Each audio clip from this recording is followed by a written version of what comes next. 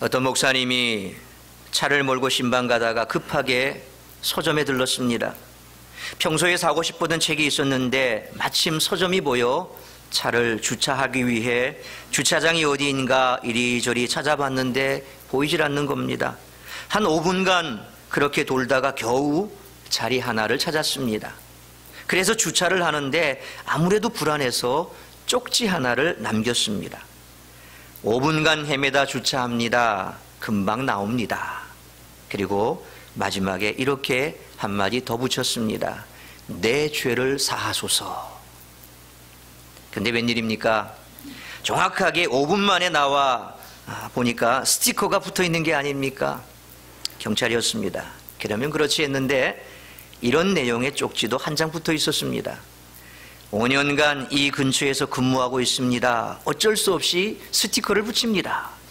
근데 마지막 말이 중요합니다. 시험에 들지 말고 악에서 구하소서. 둘 다 기독교인이었던 겁니다. 한 사람은 목사고 또 한 사람은 경찰관이었습니다. 한 사람은 내 죄를 사하소서라고 믿음으로 주차하고, 한 사람은 악에서 구하소서 하고 사명으로 스티커를 붙였습니다. 그날 누가 이겼을까요? 물론 경찰이 이겼겠죠. 우리는 살면서 매일 이런 싸움을 합니다. 누가 이길 것인가? 누가 이길 것인가의 질문에 대해 우리는 보통 강자와 약자를 구분합니다. 강자는 힘이 있는 자, 약자는 힘이 없는 자입니다. 강자와 약자의 대결에서는 보나마나 강자가 이깁니다. 문제는 어떤 강자며 어떤 약자냐는 것입니다. 강한 것은 강팍한 것과 다르며 약한 것은 부드러운 것과 다릅니다. 그렇다면 강한 자는 누구일까요? 강팍하지 않으면서 강하고 약하지 않으면서 부드러운 자입니다. 긴 겨울을 지나면서 깨닫는 게 있지요. 부드러운 봄이 강한 겨울을 이긴다. 우리의 몸을 보면서도 배우는 것이 있습니다. 단단한 이보다 부드러운 혀가 강하다. 자녀를 키우는 어머니들을 보면서 우리는 또 이렇게 느낍니다. 억센 아이들을 키우는 것은 부드러운 어머니지요. 그렇다면 하나님과의 관계에서도 그럴까요? 우리는 항상 강한 자가 되는 것을 꿈꾸지만 실제로 하나님은 우리가 약해서 못 쓰시는 것이 아니라 너무 강해서 안 쓰십니다. 우리는 사실 약한데 강한 척합니다. 그런데 하나님은 사실은 강하신데 약한 척하십니다. 이것을 성경은 히브리 말로 헤세드라, 그리고 헬라 말로는 카리스라, 우리말로 은혜라 그렇게 말합니다. 만일 하나님이 힘을 다 쓰시면 우리는 살 수 없습니다. 그래서 하나님의 은혜 때문에 우리가 지금 살고 있는 줄 믿으시길 바랍니다. 하나님은 강하신데 힘을 다 안 쓰십니다. 오히려 져줍니다. 그것이 은혜입니다. 우리 모두는 약합니다. 약할 뿐 아니라 죄인입니다. 세상에는 두 종류의 죄인이 있습니다. 자신이 정말 죄인이라고 생각하는 죄인과 죄인이 아니라고 생각하는 죄인이 있습니다. 로마서가 말하는 메시지가 바로 그것입니다. 죄인에게 베푸시는 하나님의 은혜, 이것이 로마서의 주제입니다. 우리가 아무리 노력하고 착하게 살아도 그것이 우리를 구원하지 못하는 이유를 수영의 비유로 설명하면 이렇습니다. 수영을 전혀 못하는 사람이나 조금 하는 사람이나 혹은 조련과 같은 아주 수영을 잘하는 선수라도 태평양을 수영으로 건너지 못한다는 것은 마찬가지지요. 그래서 우리가 구원받으려면 하나님의 의를 힘입을 수밖에 없다는 것입니다. 그런데 어느 날 예수님을 통해 하나님의 의가 우리 가운데 들어왔습니다. 마치 은행의 계좌이체처럼 내 통장에 하나님의 선하심, 하나님의 의로우심, 하나님의 도우심의 은혜가 들어왔다는 것입니다. 그래서 나는 하나님의 은혜로 의로운 자가 되었습니다. 이 모든 것을 한 문장으로 요약하면 이렇습니다. 오늘 본문 1절 상반절 말씀입니다. 우리 화면의 말씀 같이 한번 읽습니다. 시작. 그러므로 우리가 믿음으로 의롭다 하심을 받았으니, 다시 말하면 은혜는 얻는 것이지 이루어지는 것이 아닙니다. 구원은 거저받는 것이지 우리의 노력이 아니라는 것입니다. 영어로 말하면 성취하다, 해내다 라는 뜻을 가진 achieve라고 하는 단어가 있습니다. 그런데 이 achieve가 아니라 우리는 받다, 받아들이다 라는 뜻의 receive라고 하는 그런 표현을 씁니다. 여기서 의롭다 하심을 받았으니 라고 이 말씀에 해당되는 헬라어 말씀님은 디카이오센테스라고 합니다. 이 디카이오센테스라고 하는 단어는 동사 디카이오, 의롭다, 의롭다 하다 라는 이 동사의 단순 과거 수동태 분사형입니다. 결론적으로 말하면 본 서신을 쓰고 있는 바울과 당시 본 서신의 수신인 로마 교회 성도들이 이미 믿음으로 말미암아 의롭다 하심을 받은 그런 상태임을 암시하는 것이 의롭다 하심을 받았으니 라는 그런 의미입니다. 하나님의 은혜로 우리에게 오셨습니다. 그래서 우리가 구원을 받았습니다. 구원에 관한 우리가 더 이상 할 일은 아무것도 없습니다. 그러므로 믿음으로 없다 하심을 받았으니 라는 이 말의 주체도 내가 아닙니다. 그럼 누굽니까? 하나님이십니다. 하나님이 그렇게 선언하시는 것입니다. 이것이 로마서 3장 24절에 잘 요약되어 있습니다. 우리 로마서 3장 24절 말씀, 화면의 말씀 같이 한번 읽습니다. 시작. 그리스도 예수 안에 있는 속량으로 말미암아 하나님의 은혜로 값없이 의롭다 하심을 얻은 자 되었느니라. 아멘. 여기서도 의롭다 하심을 얻었다라고 말씀합니다. 이미 이루어진 것입니다.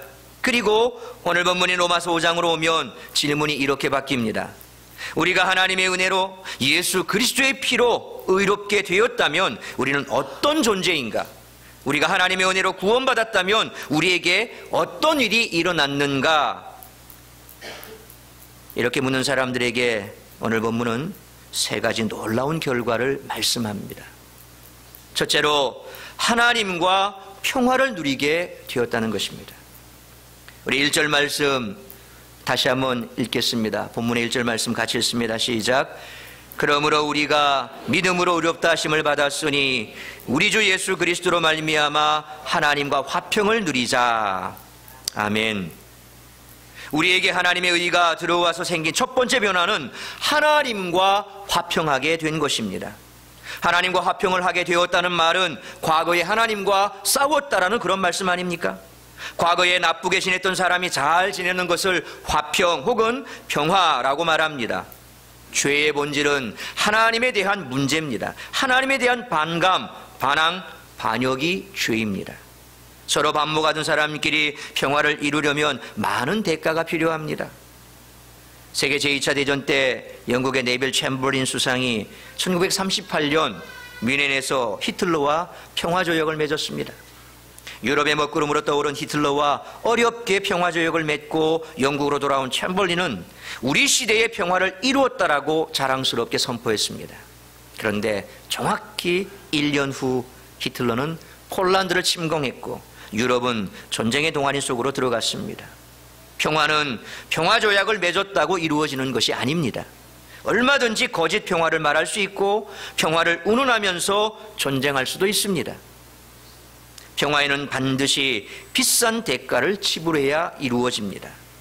성경에서 화목이라고 하는 말은 교환을 의미하는 경제적 용어입니다. 시장에서 상품을 구매할 때 동일한 대가를 지불하고 환전소에서 돈을 바꿀 때 동일한 가치로 바꾸는 것을 화목이라고 합니다. 가령 우리가 시장에서 물건을 사고 10,000원을 건네받는다고 합시다. 10,000원을 거스름돈을 받는다고 합시다. 그런데 10,000원을 건네받을 때 10,000원짜리 지폐 1장을 받을 수도 있습니다. 혹은 5,000원짜리 지폐 2장을 받을 수도 있습니다. 혹은 5,000원짜리 지폐 1장과 1,000원짜리 지폐 5장을 받을 수도 있습니다. 혹은 5,000원짜리 지폐 1장과 1,000원짜리 지폐 4장과 500원짜리 동전 2개를 받을 수도 있습니다. 혹은 500원짜리 동전 20개를 받을 수도 있습니다. 그런데 다 각기 달라도 가치는 똑같습니다. 10,000원. 이처럼 같은 가치로 바꿔야 교환이 되는 것입니다. 그런데 로마서 3장 25절에 이 예수를 하나님이 그의 피로써 믿음으로 말미암는 화목제물로 세우셨으니 라고 말씀합니다. 예수님이 우리의 화목제물이 되었다는 것은 예수님이 우리와 맞바꿨다는 그런 말씀입니다. 예수님의 가치와 우리의 가치가 같다는 것입니다. 정말 예수님의 가치와 우리의 가치가 같을까요? 성자 하나님이신 예수님이 피조물인 우리와 같은 가치가 맞습니까? 상식적으로 맞지 않지요. 그런데도 하나님은 우리를 위해 그의 아들을 십자가에 못 박혀 죽게 하시고 우리를 예수님과 맞바꿔 주셨습니다. 마치 예수님이 강도고 살인자인 바라바와 바뀌어 바라바는 살고 예수님은 죽으신 것과 같습니다. 이것을 신학용어로 신적 교환이라 그렇게 부릅니다. 십자가에서 바라바와 같은 우리가 독생자 예수 그리스도와 교환된 것입니다. 죽음으로 그 대가를 지불하고 우리가 하나님과 화목하도록 하셨습니다. 그것은 불평등한 교환이고 불합리한 교환입니다. 그때 예수님은 죽고 우리는 살았습니다. 그때 예수님은 상처받고 우리는 나음을 얻었습니다. 그때 예수님은 형벌을 당하고 우리는 구원을 받았습니다. 이것이 은혜입니다. 그렇다면 우리는 과연 어떤 존재입니까? 6절로 10절 말씀에 보면 세 가지로 나타납니다. 로마서 5장 6절 말씀 보시면 우리가 아직 연약할 때에 라고 말씀합니다. 우리는 연약한 자입니다. 여기서 말씀하는 연약하다는 말은 우리 몸이 약하다는 그런 말이 아닙니다. 도덕적으로 영적으로 타락하여 하나님을 아는 능력이 없다는 그런 뜻입니다. 또한 로마서 5장 8절에 말씀합니다. 우리가 아직 죄인 되었을 때에 그랬습니다. 우리는 아직도 죄인입니다. 예수 믿으면 의인이라고 칭함을 받습니다. 그러나 우리가 정녕 의인입니까? 아니죠. 우리는 여전히 죄 가운데 있는 죄인입니다. 하나님께서 우리를 예수 그리스도라고 하는 그 필터를 통해서 보시면서 너는 이제 의로운 자가 됐어 라고 그렇게 선포하신 겁니다. 그래서 예수 믿으면 갑자기 악마가 천사로 바뀌는 게 아닙니다. 내 속에 있던 죄성이 다 뽑혀져 나가버리고 완전히 순백의 새로운 사람이 되는 것도 아닙니다. 성령께서 우리를 새롭게 하시지만 그러나 내 속에는 아직도 죄악된 본성이 남아 있습니다. 나를 해코지 하는 사람을 만나게 되면 보복하고 싶고 미워하고 증오하고, 나를 미워하는 사람을 만나면 사랑하기는커녕 나를 미워했다는 이유 때문에 더욱더 그를 미워하고 내 마음속에 그를 없는 존재처럼 죽여버리기도 합니다. 분명 우리는 의로운 자가 됐다고 말합니다. 이런 모습이 과연 의로운 자의 모습입니까? 우리는 아직도 여전히 죄인입니다.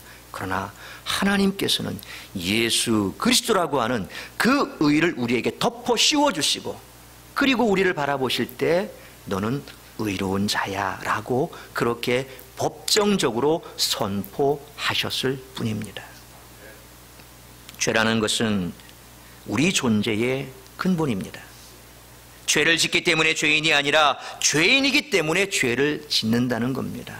예수 믿고 난 이후에라도 이것은 변함이 없습니다.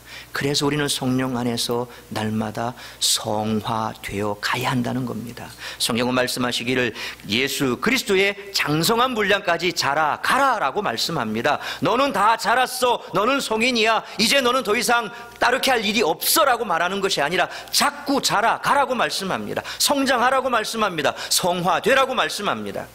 우리는 그런 존재입니다. 또한 로마서 5장 10절에 말씀합니다. 우리가 원수 되었을 때에 라고 말합니다. 우리는 지금도 하나님에 대해 원수입니다. 우리는 지금도 하나님과 적대적인 관계에 있다는 그런 뜻입니다. 그래서 C.S. 루이스의 말대로 우리는 무기를 내려놓고 항복해야 할 반역자들입니다. 그런데도 예수님은 우리를 그 자신과 맞바꿔 주셨습니다. 다시 한번 묻겠습니다. 예수님의 가치와 우리의 가치가 같다고 생각하십니까? 우리가 아직 연약할 때에도 6절 말씀 보면 경건하지 않은 자를 위하여 죽으셨고 그랬습니다. 우리가 여전히 죄인임에도 불구하고 8절 말씀 보시면 우리를 위해 죽으시고 말씀합니다. 우리가 원수 되었음에도 불구하고 10절 말씀처럼 그의 아들의 죽으심으로 말미암아 하나님과 화목하게 된 것, 이것이 화평입니다. 여러분은 예수님으로 말미암아 하나님과 화목하게 된 것을 믿습니까? 믿습니까? 믿으십니까? 주무십니까? 일어나셨습니까? 깨셨습니까? 예, 격한 반응을 보이지 않더라도 상식적인 반응은 좀 보여주십시오. 정말 여러분은 예수님으로 말미암아 하나님과 화목하게 된 것을 믿습니까? 화목하게 되었을 뿐만 아니라 그 화목을 누리는 사람이 된 것을 믿어야 합니다. 하나님과 화목하게 되어 우리는 그 앞에 예배하고 그에게 기도하고 그와 교제할 수 있게 되었습니다.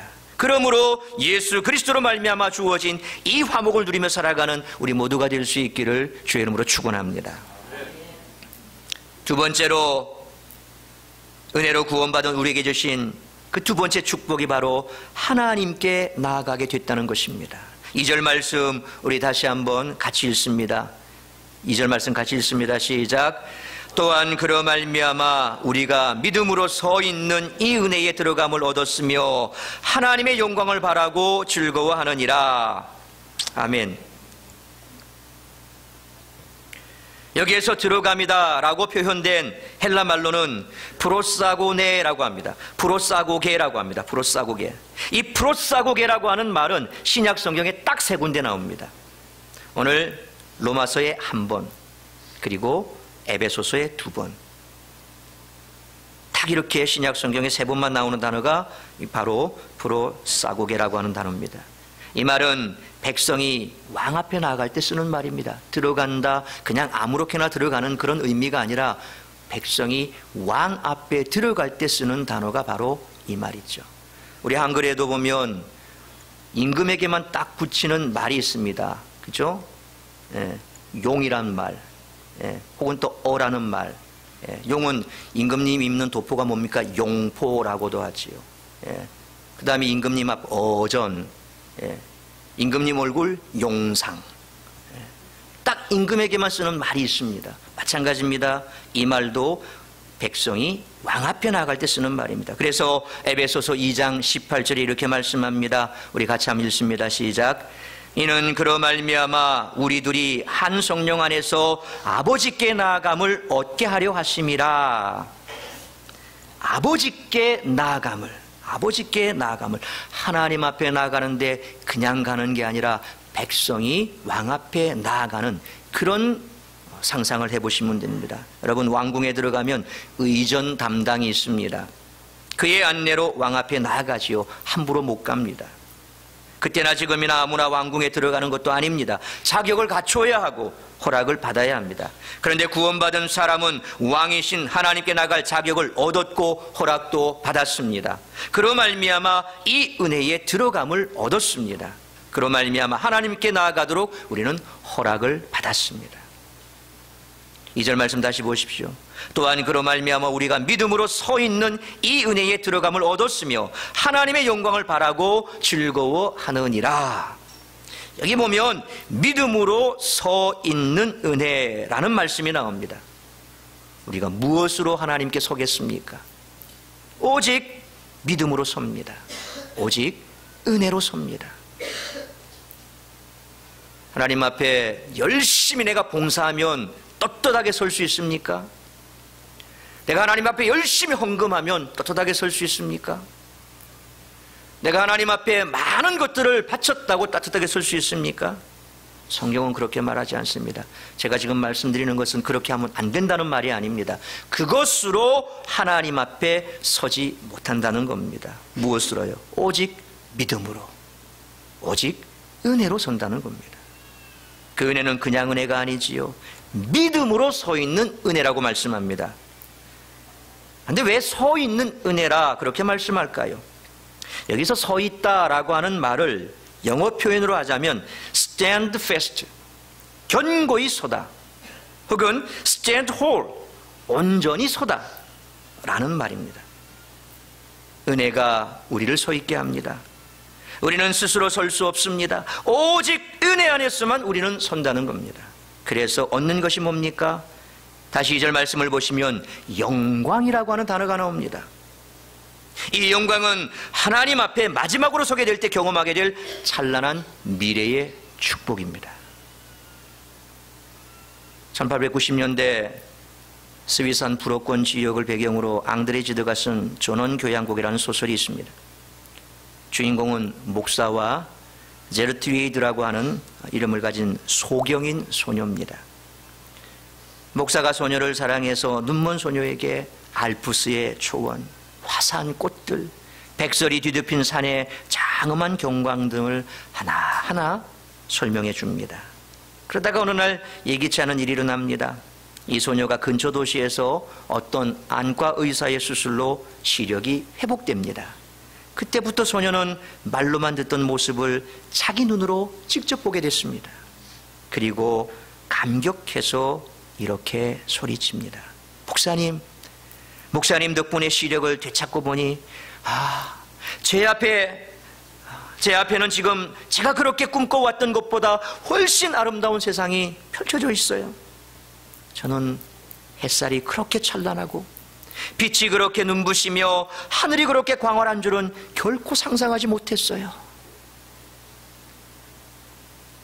여러분, 천국을 이야기하는 사람마다 공통점은 영광스러운 하나님의 모습입니다. 내가 지금까지 경험해보지 못했던 그 빛, 그 따스함, 그 영광의 빛.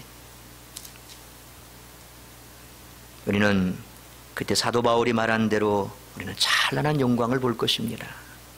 지금은 거울로 보는 것처럼 희미하나 그때는 얼굴과 얼굴을 대하여 보는 것처럼 확실하게 볼 것입니다. 그것은 빛과 사랑이 언제나 넘치옵니다. 주의 영광 이곳에 가득해 우린 선의 주님과 함께 찬양하며 우리는 전진하리 모든 열방 주 볼 때까지. 이런 영광을 우리 모두 다 볼 수 있기를 주의 이름으로 축원합니다. 세 번째로 은혜로 구원받은 우리에게 주신 그 축복은 환난을 이기게 하신다는 것입니다. 오늘 본문 3절로 4절 말씀 같이 한번 다시 읽겠습니다. 3절 4절 같이 읽습니다. 시작. 다만 이뿐 아니라 우리가 환난 중에도 즐거워하나니 이는 환난은 인내를, 인내는 연단을, 연단은 소망을 이루는 줄 알미로다. 아멘. 여기 보면 환난 중이라고 말씀하셨는데 환난 중이라는 말이 무슨 뜻일까요? 말 그대로 영어로 표현하면 in the midst of the tribulation, 환난이 진행되는 중이다. 환난 중에. 태풍의 눈 아시죠? 태풍 가운데 태풍의 눈. 환난 중은 바로 가운데 있다는 말입니다. in, 안에. 환난이 오기 전에는 누구도 염려하지 않습니다. 환난이 왔을 때 그때부터 염려가 시작이 되지요. 그리고 환난이 지나고 나면 다 잊어버립니다. 그러나 우리는 지금도 환난 중입니다. 우리가 기뻐하는 것은 환난 중입니다. 여러분, 근데 누가 환난을 기뻐하겠습니까? 아무도 좋아하지 않습니다. 근데 성경은 말씀합니다. 이 환난을 좋아할 이유가 있다는 겁니다. 바로 환난 이후의 유익입니다. 다시 3절 4절 말씀 보십시오. 다만 이뿐이 아니라 우리가 환난 중에도 즐거워하나니 이는 환난은 인내를, 인내는 연단을, 연단은 소망을 이루는 줄 알미로다. 환난이 주는 축복이 있지요. 환난은 인내를 낳고, 인내는 연단을 낳고, 연단은 소망을 낳습니다. 연쇄적입니다. 일단 우리가 믿음으로 환난을 받아들이면 그 환난은 수레바퀴처럼 굴러가기 시작합니다. 환난은 인내를 낳습니다. 인내는 견디는 힘이지요. 또한 인내는 연단을 낳습니다. 자, 고개를 들어주세요. 환난이 오시면 쓰러집니다. 고개를 들어주십시오. 예, 인내하셔야 됩니다. 예, 인내는 연단을 낳습니다. 졸음이 오는 것을 참아야 됩니다. 예, 안 되면 혀를 깨무십시오. 허벅지를 꼬집으십시오. 예, 그래서 집에 가서 바지를 갈아입는다고 벗어볼 때 시퍼렇게 허벅지가 멍들어 있으면 주여 보시옵소서, 이렇게 내가 인내하였습니다. 예, 그것을 보시면서 위로를 얻으시면 주님께서 몇 갑절의 축복을 주실 줄 믿으시길 바랍니다. 예. 영국 속담에 이런 말이 있습니다. 잔잔한 바다에서는 좋은 뱃사공이 만들어지지 않는다. 폭풍은 참나무가 더욱 깊이 뿌리를 박도록 한다. 맞는 말이죠. 이 모든 것은 은혜로 말미암습니다. 하나님께서 독생자 예수 그리스도를 통해 우리를 구원하신 은혜로 말미암습니다. 하나님께서 독생자 예수 그리스도를 통해서 우리를 은혜로 구원하심으로 첫째로 우리가 하나님과 화평하게 됐습니다. 둘째로 하나님께 나아가 그의 영광을 바라고 즐거워하게 됐습니다. 셋째로 환난이 있겠지만 환난 중에라도 인내와 연단을 통해 승리하게 하십니다. 이것이 은혜의 축복입니다. 그런데 이것만은 아닙니다. 로마서 전체를 보면 더 큰 그림이 나옵니다. 여러분 혹시 고구마 캐본 경험이 있으십니까?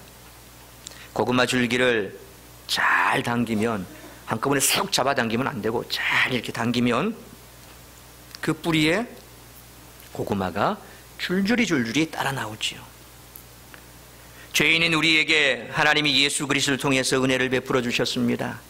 그 은혜가 임하면 어떻게 됩니까? 오늘 본문 5장에서는 하나님과 화평을 이룬다라고 말씀합니다. 뒤에서는 6장은 뭐라고 말합니까? 예수님과 영적으로 연합이 된다라고 말씀합니다. 그리고 이어지는 7장에서는 죄와 율법으로부터 자유를 얻는다라고 말씀합니다. 그리고 8장에서는 성령 안에서 승리하게 된다라고 말씀합니다. 이 네 가지는 고구마 줄기처럼 줄줄이 일어나고 연속적으로 일어납니다. 은혜가 임하면 이렇게 된다는 겁니다. 특별히 8장에 이르면 모든 승리가 하나님의 은혜로 일어납니다. 예수님이 주신 구원의 은혜를 받으면 정죄가 없습니다. 다만 두려워하는 아들이 아니라 하나님의 아들, 양자가 됩니다. 그 아들은 영광의 아들입니다. 그 아들이 기도하면 아버지는 무엇이나 응답합니다. 물론 가끔 나쁜 일도 있지만 그 일은 결과적으로 합력하여 선을 이룹니다. 그리고 그 은혜는 최후 승리로 이어지게 됩니다. 말씀 같이 한번 읽겠습니다. 시작. 누가 우리를 그리스도의 사랑에서 끊으리요? 환난이나 곤고나 박해나 기근이나 적신이나 위험이나 칼이랴. 이어지는 37절 말씀 같이 읽습니다. 시작. 그러나 이 모든 일에 우리를 사랑하시는 이로 말미암아 우리가 넉넉히 이기느니라. 아멘. 은혜는 환난과 연단을 통해 최후 승리까지 가며 은혜는 은혜를 통과하여 최후 승리로 간다는 겁니다. 이것을 로마서 5장 21절에서는 은혜의 왕노릇이라 그렇게 말합니다. 로마서 5장 21절 말씀 같이 한번 읽습니다. 시작. 은혜도 또한 의로 말미암아 왕노릇하여 우리 주 예수 그리스도로 말미암아 영생에 이르게 하려 함이라. 다시 한번 읽습니다. 시작. 이는 죄가 사망 안에서 왕노릇한 것 같이 은혜도 또한 의로 말미암아 왕노릇하여 우리 주 예수 그리스도로 말미암아 영생에 이르게 하려 함이라. 아멘. 여기서 은혜가 왕노릇한다는 것은 무엇을 말하는 걸까요? 로마서 5장은 은혜가 승리한다는 것을 증명하기 위해 두 개 독특한 단어를 사용합니다. 더욱이라는 단어와 넘치게라고 하는 단어가 있습니다. 우리 9절로 10절 말씀 우리 같이 한번 읽겠습니다. 시작. 그러면 이제 우리가 그의 피로 말미암아 의롭다 하심을 받았으니 더욱 그로 말미암아 진노하심에서 구원을 받을 것이니 곧 우리가 원수 되었을 때에 그의 아들의 죽으심으로 말미암아 하나님과 화목하게 되었은즉 화목하게 된 자로서는 더욱 그의 살아나심으로 말미암아 구원을 받을 것이니라. 아멘. 15절 말씀도 우리 같이 한번 읽습니다. 시작.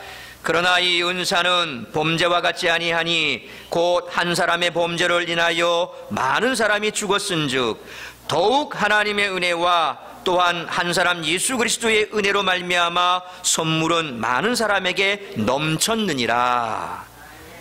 17절 말씀도 같이 한번 읽겠습니다. 시작. 한 사람으로 범죄로 말미암아 사망이 그 한 사람을 통하여 왕노릇하였은즉 더욱 은혜와 의의 선물을 넘치게 받는 자들은 한 분 예수 그리스도를 통하여 생명 안에서 왕노릇하리로다.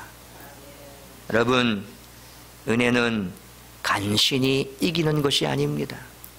더욱 넘치게 이기는 줄 믿으시길 바랍니다. 그래서 하나님의 은혜 안에 있는 것이 중요합니다. 여러분이 신앙생활 조금 어떻게 하다 보면 잘 안 될 수도 있습니다. 사람이 어떻게 초질과 똑같을 수 있습니까? 그건 로봇이지요. 하나님도 로봇은 별로 안 좋아합니다. 그래서 사람을 만드신 겁니다. 사람은 그렇게 될 수 있습니다. 오를 때도 있고 내려갈 때도 있습니다. 꾸준하게 일정한 사람은 감정도 없는 사람입니다. 그런 사람하고 사귀지도 마십시오. 뭔가 좀 오르락내리락 해야 됩니다. 그게 사람입니다. 사람 사는 세상도 그렇지 않습니까? 그런데 중요한 것은 오르락내리락 해도 바운더리가 있어야 됩니다. 울타리가 있어야 됩니다. 어디요? 하나님의 은혜 안에서. 밖으로 넘어가 버리면 안 됩니다. 하나님의 은혜를 탈출해버리면 혹성 탈출 큰일 납니다. 절단납니다. 은혜 안에 있을 때에는 거기에서 오를 수도 있고 내릴 수도 있지만 그러나 하나님의 은혜는 반드시 이기게 되어 있습니다. 내가 밑으로 쳐져도 완전히 저 무적의 끝까지 가는 게 아닙니다. 우리는 뒤로 물러나 멸망할 자들이 아닙니다. 다시 건져주십니다. 하나님의 은혜가 더욱 넘치 이기는 줄 믿으시길 바랍니다. 또한 여기 보면 붙다라는 말이 나옵니다. 5절 말씀 보면 소망이 우리를 부끄럽게 하지 아니함은 우리에게 주신 성령으로 말미암아 하나님의 사랑이 우리 마음에 부은 바 됨이니 그랬습니다. 여기서 붙다 부었다라는 말이 뭡니까? 여름 하늘에 소낙비가 쏟아지는 것, 그것을 표현하는 말이 붙다라는 말입니다. 여러분, 더운 날 우리 경상도 말로 바켓스, 버킷, 거기에 물을 가득 채우고 거기다가 얼음도 띄워놓으면 더 좋겠죠. 물론 커다란 관얼음을 이렇게 띄우면 안 됩니다. 그 머리에 확 쏟아부으면 머리 터집니다. 조그마한 칵테일 얼음 잔뜩 채워서 땡볕에 그냥 땀이 등까지 다 젖어서 그럴 때 쫙 한번 부었다 생각해 보십시오. 지금 머리에 부었습니까? 부으셨습니까? 시원합니까? 주무시는 분도 빨리 밖에서 물 한번 부으세요. 빨리. 시원해집니다. 머리가 그냥. 그걸 한번 상상해 보십시오. 이 붓다라는 게 바로 그겁니다. 그렇게 보면 어떻게 됩니까? 흘러 넘칩니다. 나를 적신 물이 다른 사람에게도 흘러갑니다. 예수님을 통해 주신 하나님의 은혜가 바로 이와 같이 부은 바 된 겁니다. 더욱 more and more 하늘에서 소낙비가 부어지듯이 우리 몸의 역사가 overflow, 넘치게 나타납니다. 그래서 누구도 우리를 이길 자가 없다는 겁니다. 사랑하는 성도 여러분, 은혜가 이기는 줄 믿으시길 바랍니다. 하나님께서 독생자 예수 그리스도를 십자가에 못 박혀 죽게 하심으로 세상에서 가장 강한 자가 가장 약한 자가 된 그 은혜가 세상을 이깁니다. 그리고 우리도 억지로 강한 자가 아니라 스스로 약한 자로 살 때 세상을 이깁니다. 은혜가 이깁니다. 이 은혜 안에서 하나님과 화평을 누리시며 하나님께 나아가 그의 영광을 바라보고 즐거워하고 환난이 있겠지만 환난 중에라도 인내와 연단을 통해 승리하는 사랑생 가족 여러분들 다 될 수 있기를 주의 이름으로 축원합니다. 기도하겠습니다.